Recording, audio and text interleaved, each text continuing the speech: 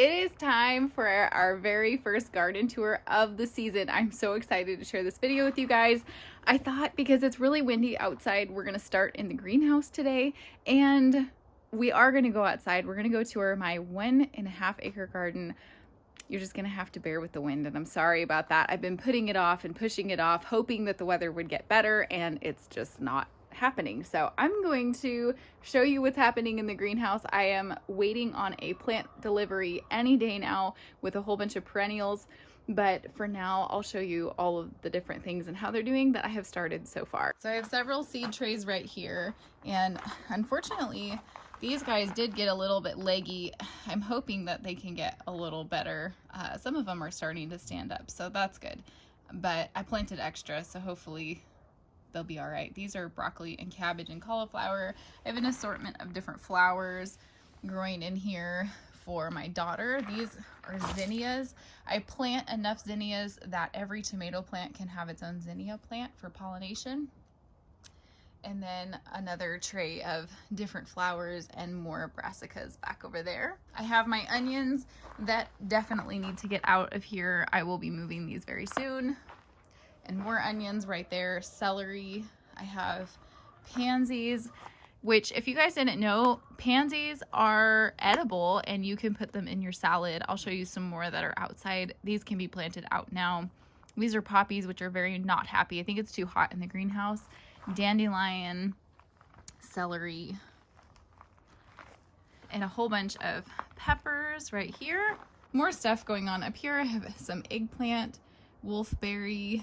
This is rosemary, some purple basil, which is my favorite. I love to mix this in cherry limeade, and then regular Genovese basil back there, moringa, flowers of all kinds, and more basil, of course. And then I got some incredible petunia variety. I cannot wait to try these, you guys. They're supposed to make a cherry vanilla flavored syrup, so I'll be doing that. I have some chamomile, cucumbers, tomatoes, and a whole bunch more peppers. I cannot help it. I plant too many peppers every year. I have some perennial bee balm and some more flowers for my daughter. And then these guys are these are super fun. If you've never grown these before, I recommend growing them just for a fun garden thing. They are ground cherries, and they flower right here, and then they make like a little tomatillo type husk on them, and you just pick them right off the plant or let them fall to the ground when they're brown and eat them out of the husk, and they're really fun. They're like a pineapple flavored tomatillo tomato thing. And then all these little peppers. The greenhouse beds are still empty, although I'll be planting peppers in them very soon. I have a little bit of kale in the back, garlic that self-planted itself, a horseradish there, some onions and catnip, and there's a grape right there that's coming back to life. It's rather warm in the greenhouse. It's not windy out in here. It's 90 degrees in here, so I'm probably gonna open up the doors, and you know what? Let's just do that, and I'll take you guys outside. All right, that's better. So this is the herb garden area, or the second kitchen garden I've been working on. I'm so excited to share this with you. Big changes are coming. We are working right now on, pardon the rooster, he'd like to be famous as well. I'm working on getting all this creeping grass out from in here, but it is a big job, so it's okay that it's taking a little time. We'll be finishing this up and planting this with vegetables very soon, and then working on taking back all this right here, especially the raspberry patch. We have some asparagus coming up right there. Now we do this, it did get a little bit cold, so you see this one got too cold. This one got too cold. It's been very cold. I'm not sure how you keep these from coming up too soon in the spring. This happens every year. But I plant the asparagus in the strawberry row, and it works really well. Normally it doesn't look like this, but we'll come in here and we'll fix this. The rooster would like to say hello. Titus, what are you doing, buddy? So we'll walk through here.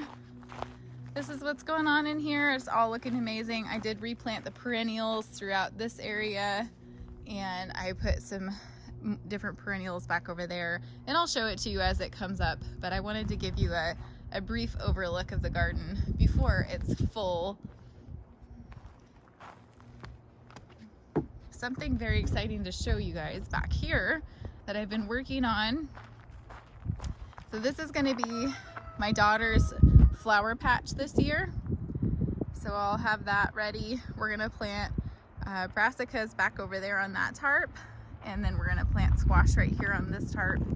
And then this is an herb bed as well as a cutting flower bed, and then I will have some vegetables up front, but I've decided to take this back 2 sections right there and put those to perennial, so that way I have a mixture of annuals and perennials in each of the beds rather than having all perennials or all annuals. I'm trying to mix it up a little bit. So I have asparagus over here and gooseberry and strawberry.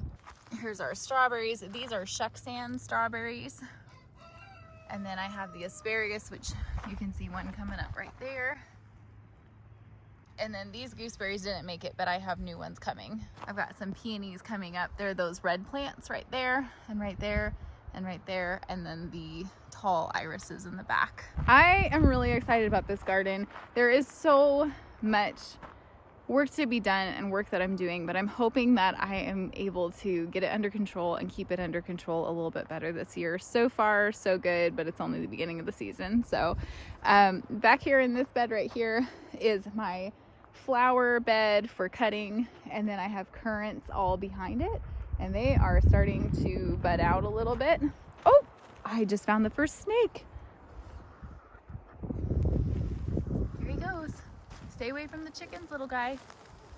So we don't have poisonous snakes around here. Can you see him there?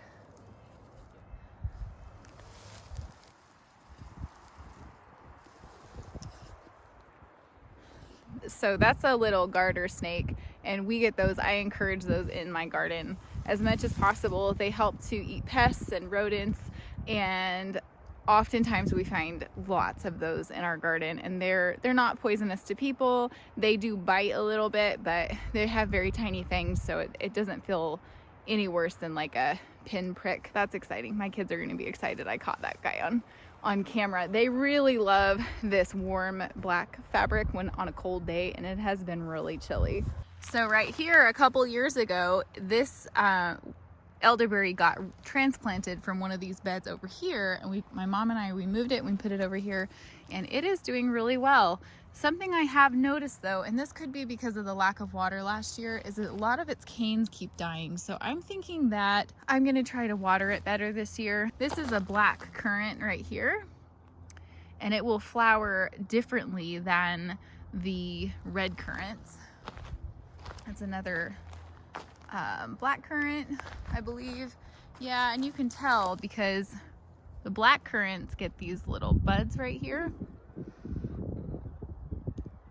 and that's how it flowers, whereas the red currant, the white currant, those type of currants, they get these clusters right here, and those will all burst out. A little bit of a different flower. So I have black, red, and white all in this row. And pardon it, it's a bit of a mess, but like I said, we're working on getting this under control. This is another black currant. And then this is another elderberry, which I transplanted from a friend, and it is doing really good. Even some of the branches survived. So I'll be cutting this part out here very soon. I just like having something so my kids don't step on it. Now, this is a new section, well, a new old section, and I'm pretty excited about it. I showed you guys in our chicken compost video how we're using these chickens to be able to do all this work, and they've done an amazing job out here. So the other day, the kids and I worked really hard.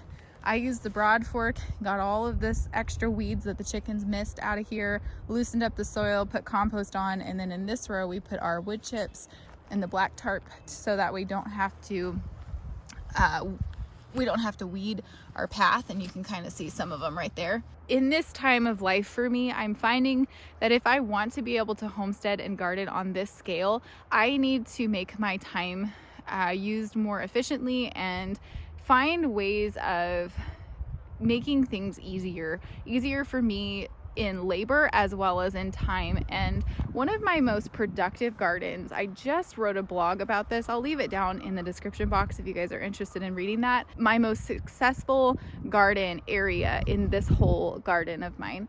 And that is the cellar garden. This was originally planted as our food forest, and unfortunately, because of the voles, we have lost almost every tree that I planted out here. One of my absolute favorites that survived the longest just died, and I'm pretty bummed about that. So my solution to that is changing over this garden space and running more annuals in here so that I have to work the soil a little bit more than in a perennial garden, and then mixing perennials out throughout the whole thing is my food forest. So I hope that's not too confusing. Pardon the wind. And I'll show you a couple of the trees that actually have survived. This is all going to be annuals. I'm going to be running a corn and pumpkin and tomato trial out here in this far section and see if I can have the success I've had in my other cellar garden out here. We'll see. I'm super excited to try it. People ask me all the time, what kind of trees can I grow? What will survive this climate?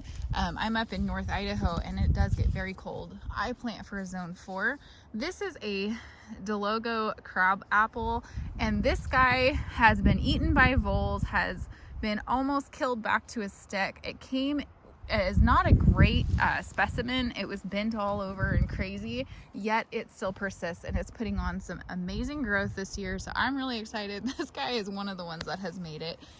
So if you're looking, this is a good pollinator variety for other apples and other fruit trees. So that's why I chose this specific one. This guy is another one of our winners. This is William's Pride apple, and it has flowered several times. I think this one or the other one I'm going to show you in just a second actually did have a tiny little apple on it last year. I was so excited. It didn't make it through the grasshopper plague we had last year, but hopefully we'll see. Maybe we'll get apples this year. But this guy's coming out and he's doing really good, and he's still alive. A Liberty apple. Now all 3 of these trees came from a company called Burnt Ridge Nursery. I really like them. These chickens, they are so crazy. They always want me to move them, even though they still have weeds to deal with. And we also put grain out here for them, so they have to scratch, but they think they should have free reign out here. This one is Ashmead's Kernel. It's not a very pretty apple, and I'm not even sure. Oh, I think it is alive. Yep, here we go. This one did make it. This one did lose its big leader one year. It's been through the ringer, but I just keep praying for it and blessing it, and it keeps on living. This is the pear that we lost this last winter, and man, I'm so bummed about it. This is a Moon Glow. This was the prettiest tree. It lasted, it lived for so long. I was so excited. The voles ate it off at least 3 different times, 3 different winters, and it still lived. And I'm not sure what finally ended up killing it, but it did not survive. So my plan is to take this whole space back within the next month. It will all look like that. So we're probably gonna actually work on that a little bit more today. I am finding that if I enlist my kids and my mom, then I can actually get a little bit more done out here, because this section has been planted before, but this section has only had some perennials in it, and it's kind of a mess. But I do have a little tree over here. This is a Honeycrisp apple, and this poor little guy, he came in the mail and he was broken off, so he lost his main leader, and then he's just stayed so tiny for all this time. But I think the ground is too acidic right here for him. This is an Aronia berry, which is about ready to bloom, and last year we got our first fruit on it. It was very exciting, and it looks like it's absolutely loaded this year. So much fun. It's good food forest fruit. Golden delicious raspberries that were gifted to me. I do a bunch of plant trading for different things, and then here's just kind of an overview of this whole garden space. Now this area is kind of a mess, unfortunately, but we're working very hard to take back as much of this as we can. We've got a comfrey right there. and then an apple tree right here, and a rhubarb right there. And I use the rhubarb and the comfrey as a chop and drop. The comfrey is a little far away, but that's just how it worked out, so I may end up scooching it. And I think I still have some asparagus left in this patch, but we're gonna redo that. And then if I walk back over here, I have some more currants and a couple of Nanking cherry bushes that have been in the ground, and I just don't think they're very happy right here, so I may end up moving them. That one died all the way back to the ground last year, so I think I'll probably try to move these guys into it, maybe a warmer space or somewhere that they are a little bit happier. So we're gonna walk back through the garden, and we're gonna go around to another section. And this is the section where, when all this went crazy and it started getting out of control between the voles, the chickens that I had that one year, and the creeping grass, when this all went crazy, I stopped and I said, am I gonna quit, or am I gonna push through and fix it? Am I gonna take it back? So I decided not to give up, and I decided to pursue. And so one winter, I spent the whole winter analyzing the problem, trying to figure out, finding solutions, researching it. And that's when I came up with one major solution. And that is, put your hardscape in first. If you can at all afford hardscaping, which is raised beds, paver blocks, concrete, cinder blocks, anything like that, that is your best bet against voles. And so that's what I did out here. I'll show you this in just a second. And it is working. I am taking back ground. I'm really proud of this garden and how far it's come. And I certainly couldn't have done this completely on my own. However, it is possible for somebody to run a garden this size on their own. It is a lot of work. It's a full-time job, I will say. However, it brings us great joy and it feeds our family. So we put these raised beds in. I chose the metal because we had it, and then we just had to buy this, and all the lumber was donated, which was awesome. And then so what I did was I put in 2 beds of strawberries, 2 different types, and then I planted asparagus from seed down in here. You see that right there? So it will take a couple more years to get established. Like, we won't be harvesting anything off of this year, but once it is established, it will last for a very long time. And I planted these here so that my kids can just fresh eat as much as they want to out of these 2 beds. And then the strawberries we have throughout the rest of the garden, we use those for freezing. I lined this whole thing with cinder blocks because you can see all these little holes in the ground. These are all vole tunnels, and what they do is they go under the ground and under the roots of your plants, and they eat the roots, and then the plant dies. So by putting these cinder blocks, that's a barrier, and I realize there's holes in them, but they still don't like to go through. And then I put on the bottom of each of my raised beds this 1/4-inch hardware cloth, and this is really the main barrier against these voles, so they cannot get in my raised beds. Last fall we planted out this elephant garlic, which is a gift from my friend, and I'm very excited. It's doing really well. None of this bed is planted yet. We're still waiting, but I have some perennials that are coming back. So this is the Jerusalem artichoke right here. You can see those coming up. This is either Canterbury bells or balloon flower. I can't remember which one. I planted one here and one over there, and that one didn't live, and then this one came back, so I can't remember what they are, but we'll find out soon enough when they flower. And then there's some garlic that actually came back on its own. And then I'm so excited. We always get all these volunteers. This one doesn't look so pretty right now, but these beautiful pansies and violets. And we love to make syrup, simple syrup out of them. I use them in salads, just pretty up any plate with them. They're some of our absolute favorites. And then my little fun surprise is I have parsnips that have self-seeded everywhere in this section.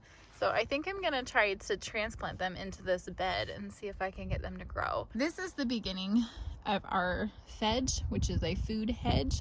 So everything in this space has to produce either a medicine, a flower, a, for like pollination, a fruit, or a dye, or something very useful. But the main purpose of this is to help keep a barrier between us and the dirt road that's over there. A lilac, I have honeyberry, that's a small maple. This is a row of different kind of strawberry. I can't remember which one this is. I think it's Fort Laramie. And then there is also boysenberries in this on the trellis, which I'm gonna change this year. I have more lilac, a forsythia. This is an apple I planted last year, which is coming back and looking really great. I have more honeyberries, which I planted last year, just different varieties. This is another lilac. And oh my gosh, you guys, I'm so excited. It's gonna flower. This is the very first time this has ever flowered. Wow, now we have to go check the other ones. I don't know, am I gonna find more flowers? Wow. I don't know, some of these buds do look like they could be flowering ones. Oh, this is so exciting. I'm so excited you guys are looking at this with me. How fun. It was very warm, and then it got very cold again. So I was out here when it was really warm, but we hadn't had very much growth yet. And now all of a sudden everything is growing. I don't see any buds yet, but that doesn't mean anything. That doesn't mean they're not gonna flower. It's still early. It's still early. But either way, this one definitely has 2 buds on it. And I'm really, really excited about that. And then I have this forsythia. The poor thing never flowers. I'm not really sure. I don't know why it doesn't flower. Yeah, I don't see any on this lilac either. But something I am very excited about that I've been trying to get established, and the voles just love it, is I have this rose behind me, and this is a rugosa rose, which is amazing for hips and for petals for tea, and I'm very excited I finally got one established. Over here I have another honeyberry, a yastaberry, which has buds on it. So this is new since the last time I've been out here. So this is very similar type of bud as the black currant has. And these guys are already blooming. They're open. They're very early. These will produce before the first strawberry. I have lilac coming up everywhere in here, so I'm gonna have to dig these starts out because I really don't want that much lilac in here, but they are absolutely just going crazy in here. And that's okay. That's why we have this here, but I do want to keep this a little bit more under control. This is a columbine growing there, and it doesn't look like the other flowers are up yet. Another honeyberry. And then back through here, I do have a whole bunch of these violets. They went to seed pretty bad in this space, so I'm probably gonna pull these out. I might save, like this one's really pretty, and I might save that one. I'll just move them. And then we'll plant our early greens in this bed. And then I have some perennial vegetables. This is a walking onion, and this is lovage. And I had a little bit of spinach that came back, as well as some corn salad that came back, and I don't see anything else. This pocket right here had good King Henry in it, and I see the crown, but I do not see it coming back. So I'm gonna have to look back at my video and see why that's not coming back, and if it might just be too early and too cold. And then this is a Black King pansy that I planted there on purpose because these make the most beautiful syrup. We planted peas together here. Oh, and there they are. They're starting to pop up right here. And I think that's probably a, yep, this is a Jerusalem artichoke right here, which I really don't want. But yeah, our whole row of little peas are coming up. There we go.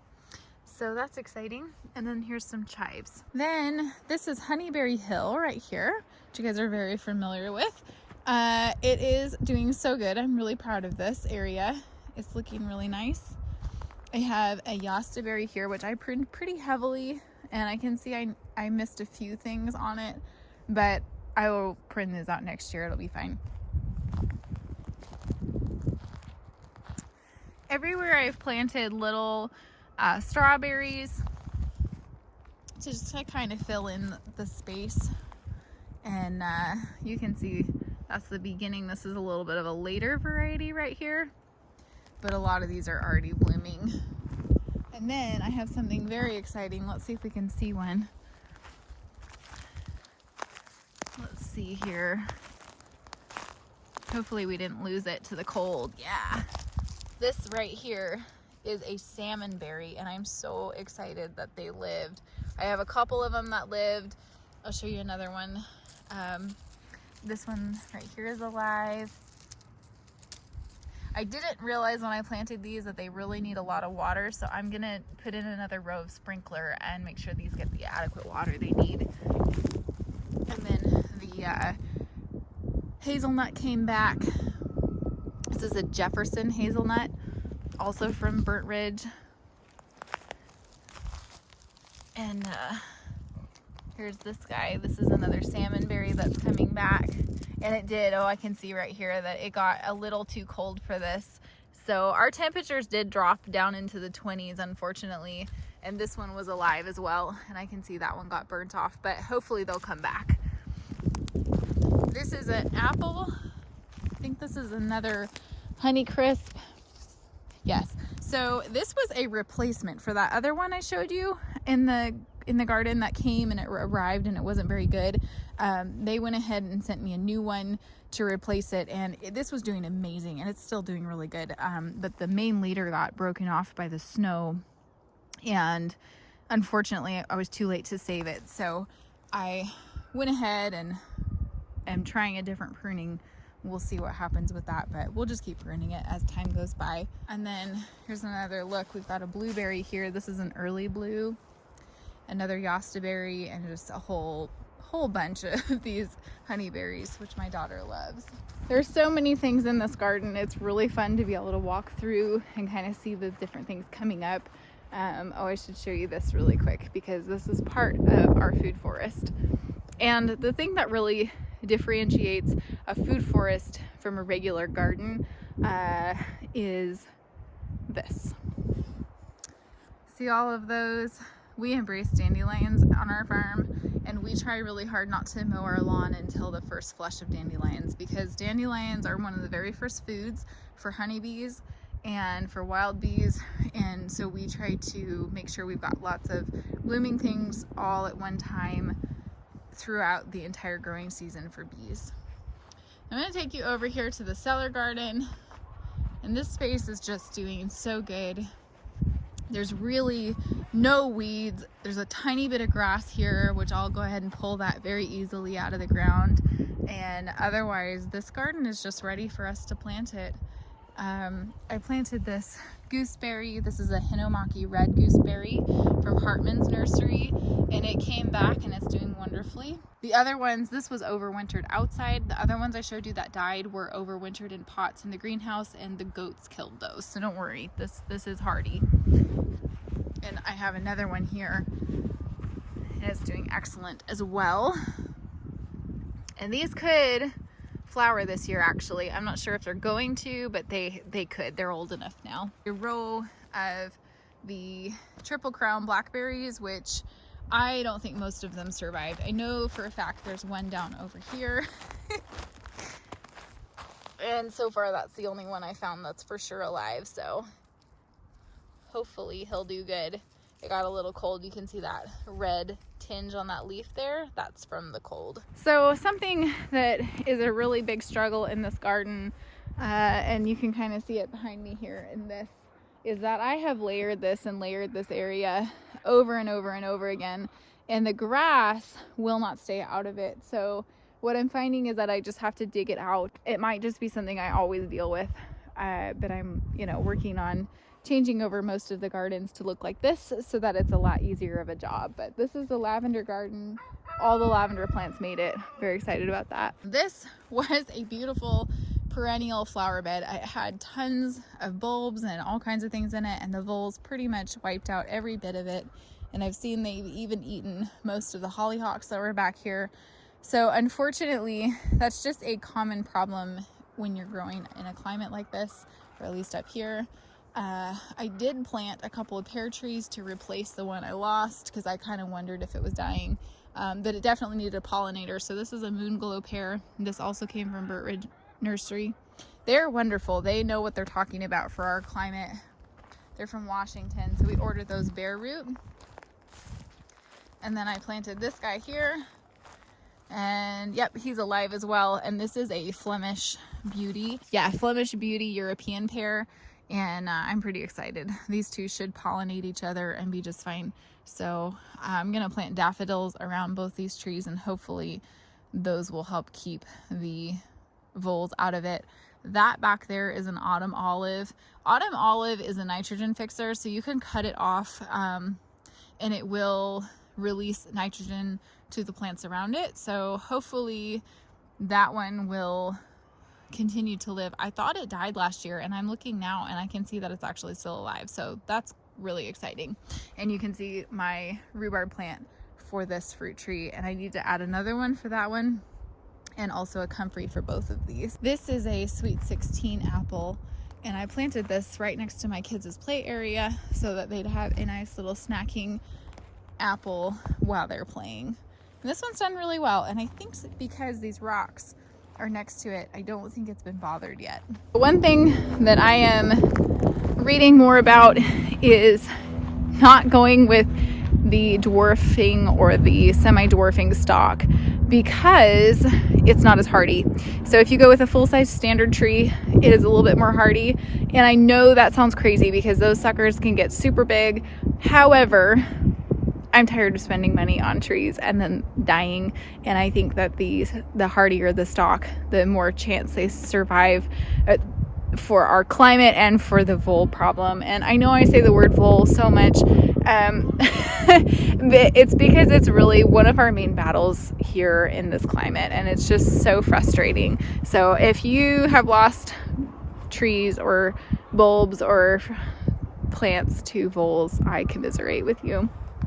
This is a wild rose, and I need to come out and clip some of this dead brown stuff out of it, but I harvest the rose hips as well as the flower petals off of this every year to make different teas and herb oils and things, and it just smells so good. So it kind of popped up here on its own. It's not in an ideal spot, but it's happy here, so I just let it live. So I know this was a fast food forest tour for today, a garden tour, but I wanted to give you a quick look at what our garden looks like before everything is bursting out, before everything is alive for the season, and before even most of our annuals have been planted. This is what things look like. I am really excited for all the progress that's been made in this garden, and I'm so excited to take you guys along for all the changes that are taking place. And honestly, I think this is going to be our best garden yet. I really do. I'm pretty excited about that. I know we're going to be harvesting a lot of food out of this place this year, and I can't wait to share that with you guys. So if you guys have a food forest or a garden, what kind of garden do you have? I would love to hear from you in the comments, and don't forget to give this video a thumbs up. Thanks for hanging out with me today. Learn and grow.